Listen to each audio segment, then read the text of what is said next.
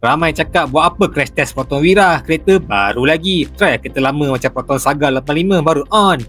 Ada yang yakin kereta lama ni besi tebal, lagi selamat. Betul le? Usahlah sendiri. Lagi teruk jadinya ada lah. Saga ni asasnya dari Mitsubishi Lancer Fiore. Untuk rakyat Malaysia masa tu ini dah cukup moden, ringan, ringkas dan mampu milik. Tapi dari segi keselamatan memang out. Ada pentaksud tak puas hati lagi. Okeylah, kita compare pula dengan kereta Eropah popular zaman tu, Volvo 240, BMW E30 dan Mercedes W124. Tengok putih ni, struktur badan diorang memang lagi kukuh. Bukan sekadar besi tebal tetapi ada engineering untuk melindungi penumpang. Tapi jangan silap, bukan semua kereta luar negara power.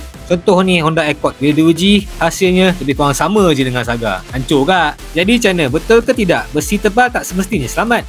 Tanpa engineering model, kereta lama memang kalah bila diuji. Baik contoh Proton masa kini. Dan lain cerita, semua dah capai rating ASEAN NCAP yang jauh lebih baik. Macam, nak kita buat Pro 2 pula ke? Tinggalkan komen di bawah.